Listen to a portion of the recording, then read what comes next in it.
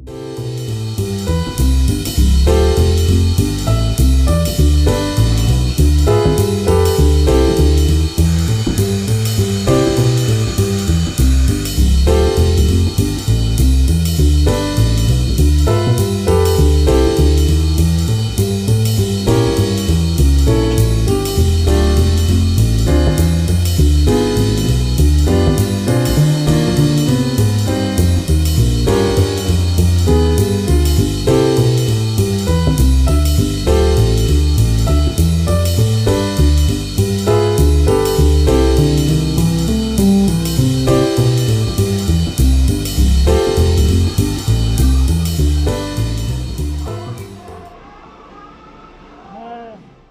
guys, so today Latte and I are going on a new coffee adventure. So come with me to the coffee farms where we learn a lot about Barako from my farmer friend Teddy.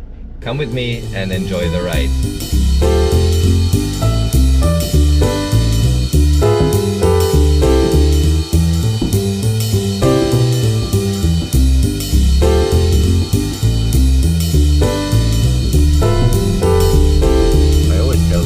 That I really consider myself lucky. It's a bit wobbly that I live in an area that likes to drink coffee and grows coffee. So if you look closely, you see that big huge mountain in the back. That's already Mount Kan-Laon. Before you see coffee, of course you will see a lot of sugarcane in Negros.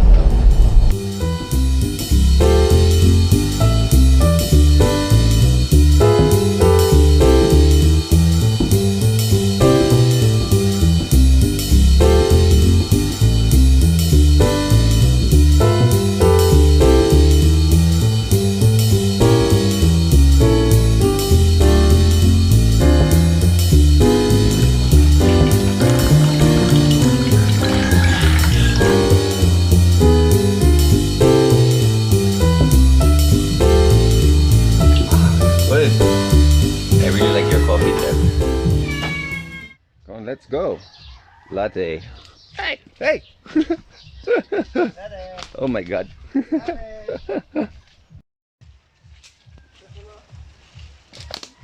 So guys, what we're looking for is really ripe, nice and red, and there's other clusters that are not yet ripe, so those ones will come later.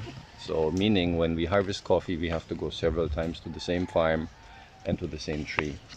Okay, Teddy, show the way.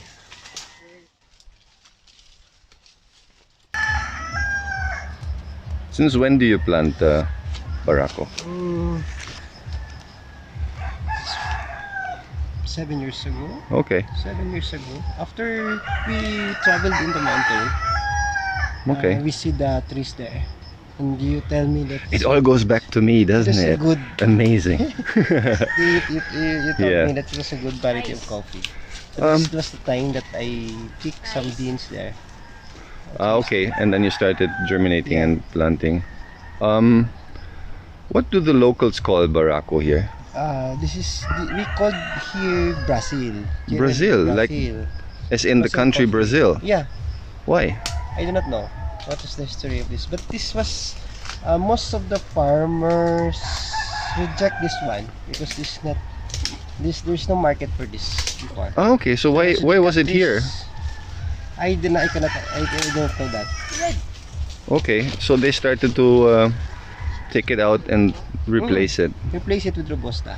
Okay, so now we're going the other way around.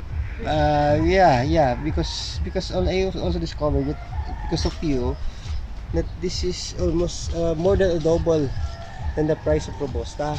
Yeah. So that's why we are starting to propagate more seedlings for Barako coffee. And I think that Barako is very unique in the sense that there's only a few countries in the world that actually have it. So one of which is the Philippines. I think Malaysia is known for it, and Indonesia. So aside from that, there might be others, but I'm not really aware of it. I think Brazil. I don't know. I've never been. Let's go. Let's go on a field trip to Brazil. Let's find the origin of the name. All right. Yeah.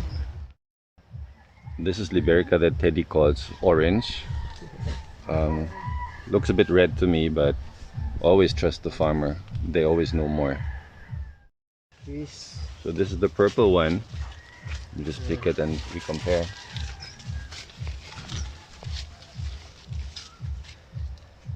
Yeah. Can you see the difference? I'm not very good at that, but I believe Teddy. And you can see how big the leaves are. They're as big as my hand.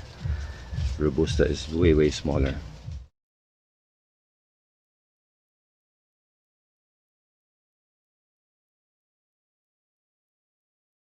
And I've noticed, I'm not familiar with the proper term, that for example these things that look like a disc at the bottom end, it's very large.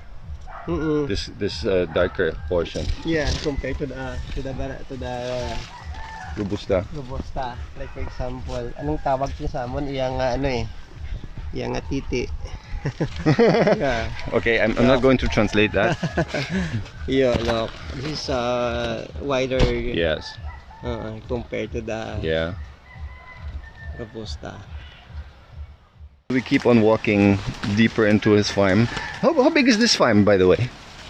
3,800 square meters, almost 1 hectare. Okay. And it's really packed with coffee. Yeah, that's the Barako. That's also Barako. Yeah, Now it's my turn, because I already felt bad that they're doing all the work. So here you see that white dude from the city going to the farms and being videotaped by the farmer how to pick Barako coffee. So I hope I do it right. Dad, help. okay. Oh, see, it's already falling. I kind of find coffee harvesting therapeutical. It's kind of it kind of calms me down. And that's one thing that I would always advise people that are being loved by mosquitoes. Just put some insect repellent on you, because they're gonna eat you alive. Usually that's what happens. So before I left the house, that was the first thing I did. Made sure the cell phone is charged and I have off lotion on me. So those fall off pretty easily. That's what I've noticed sometimes. Yeah, there's some trees. Yeah. And maybe because this one looks a little bit overripe, no? Right. Yeah, that's overripe actually. So Starting to get dry. Yeah. But do you have any problems here with bats or Here, no. in other areas? In other areas. So this is how it looks like. Yeah, So this is the seed covered by this mucilage. mucilage. Actually, that's one thing. And here the skin is a lot thicker than. Yeah, that's also the Robusta, of the robusta. The Brazil or the Barako trees is thicker than compared to robusta. Yeah. And what I always like to do is I just like to put it in my mouth, because there is so much sugar in Barako. And I watched this other video the other day by also a German guy who is high praise of Liberica coffees. And according to him, the sugar contents of Barako is about 10 times higher than Robusta, than Arabica, sorry. So, which is interesting. So I think sugar is just one of the things that is really very interesting when it comes to roasting and to the actual taste and flavor of the coffee. I also noticed that. Yeah. Because when we do, the one who you teach us about the wet processing. Yes. We do wet processing, the fully wash, the semi-wash, and the fully wash. Yes. Method of processing. You have to ferment it for 36 hours. Yes. According to you, and then wash it out. Yes. After that fermentation, Yeah. you can easily remove the mucilage. But the Liberica beans, you can't. It takes longer. Yeah, it takes longer. Okay. So it's probably also thicker the Mm-mm. coating, isn't it? So it's not that sweet anymore because I already kind of swallowed it. But you can also see, you know, how big it is. Mm-mm.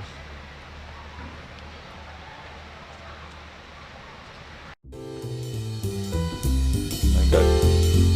Kapoy na? Ano ka? And Latte, you city dog. Are you enjoying the farm? Hmm? You like it? Oh, God, tired na. So before I head home to Bacolod, I'd like to say thank you to Joy and to Teddy for showing us around and for allowing me to pick your Barako coffee. This is not a goodbye, this is just see you very soon again because we still have some work to do. We have to process the coffees and wait for the results of that.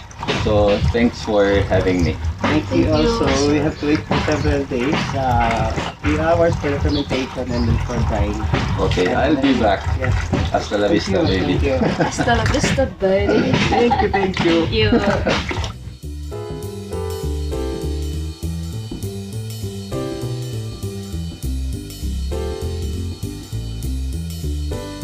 So this was quite an interesting experience for us today, for Latte and myself,